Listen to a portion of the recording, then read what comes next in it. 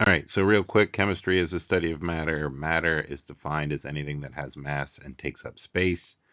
Mass is the measure of the amount of stuff or matter. I don't love that definition because it's sort of reflective. But anyway, here's how you can understand that. This person has the same mass. There's the same amount of cells and stuff in each of these people, but they would weigh different on the Earth and the Moon because weight has to do with gravity.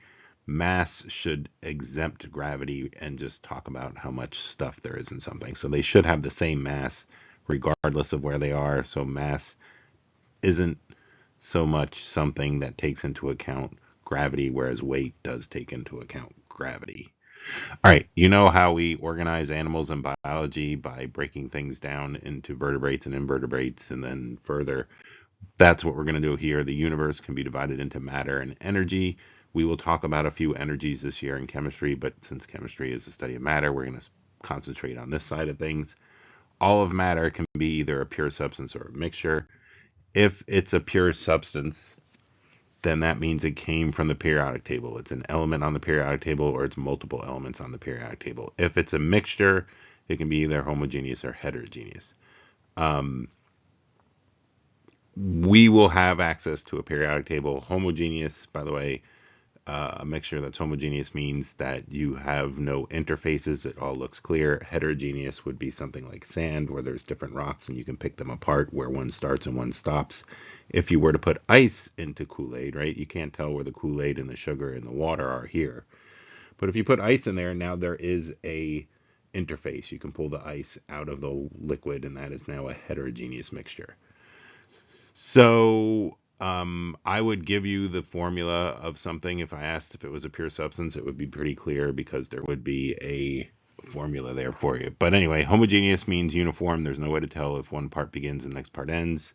And heterogeneous would have interfaces, borders, where you can tell where different things are. Again, people tend to be able to do this if they have pictures. I will do my best to give you a picture if I ever ask you a question like this. Brass is that one sample that everyone loves to use for a homogeneous mixture. It is a mixture of metals. It is a solid, but you can't tell where one metal begins and the next one ends, and it's not always the same uniform thing. But here's chicken soup leaning a little more toward homogeneous than heterogeneous, although there's still some milkiness to it. Anyway, all right, so you will get a periodic table. If I ask you if an element is a metal, metalloid, or non-metal, I'm literally asking what part of the periodic table it is. All the blue ones here are metals. The only one that's on the blue side that doesn't belong is hydrogen. Hydrogen belongs here. And the non-metal side, these are the very few non-metals, and then the metalloids are there that sort of act as the border between the two. So I might ask that. Again, metals will have these properties, metalloids, these properties, and nonmetals, these. I'm not so concerned about you knowing that. Just knowing where metals are and nonmetals are is going to be great.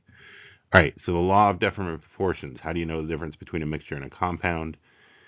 A compound is going to have chemical formulas, and that formula is always going to be the same regardless where you are.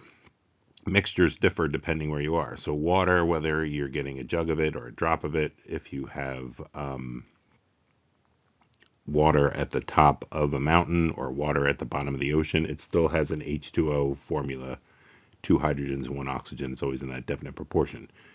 Mixtures will not be true of that. If you think about chicken soup, it's different recipes. If you think about pizza, there's different recipes. If you think about things that could be mixtures like paint, right? Those are different recipes. So those are mixtures because they're not just chemicals in the exact same formula and ratio. All right.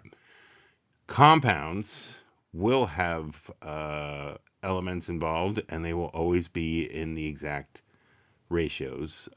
They can be ionic or covalent. So if a metal gets together with a nonmetal, that's considered ionic. And if a nonmetal gets together with nonmetal, that's considered covalent.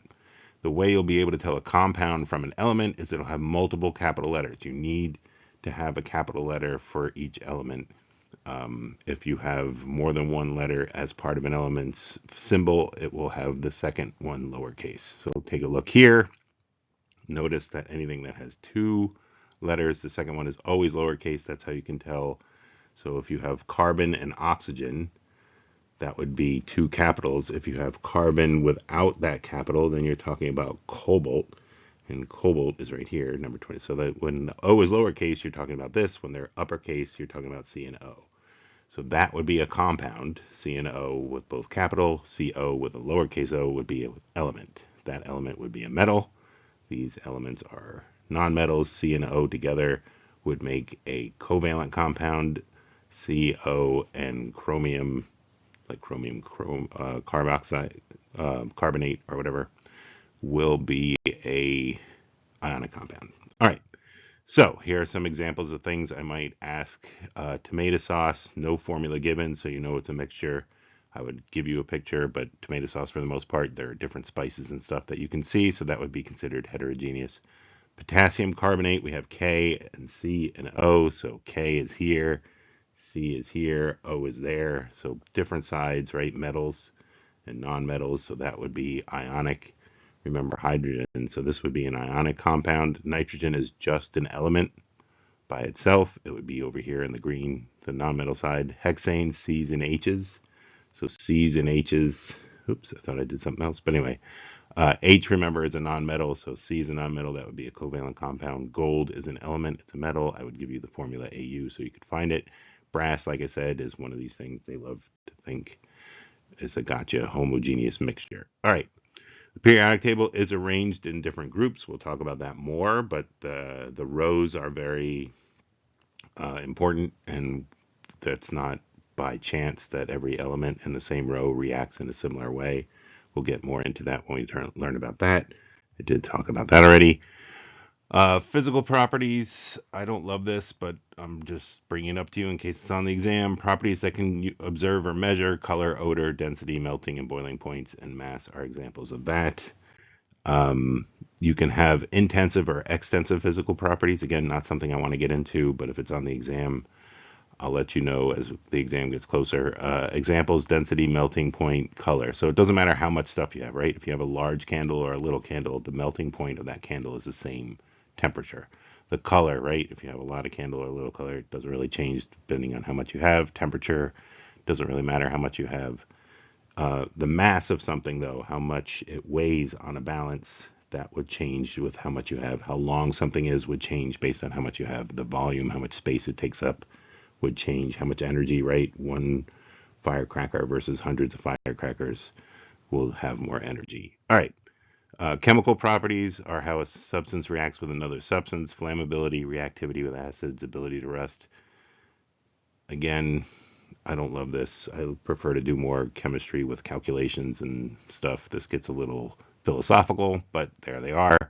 Physical properties, the identity of the substance remains unchanged. So if you break something, if you grind it, if you cut it, it's still that thing. Any phase changes, melting, boiling, freezing, that's all going to be the same thing, right? Water H2O can be ice, water H2O can be liquid, water H2O can be steam. So just because you change the phase doesn't mean it changed the chemical. Bending, dissolving are all considered physical changes, and chemical changes are more like we were talking about, um, where it changes the chemicals involved. Again, if I give you a question like this, I'd rather it be something with a picture so that you can see that the chemicals change spots and that it's not the same chemical. But here, evidence of a chemical change as we go through the year. If you see bubbles formed, if you see a solid form, if you see energy released or absorbed, and if you see a color change, those are all considered um, chemical changes and signs that a chemical change took place. I think that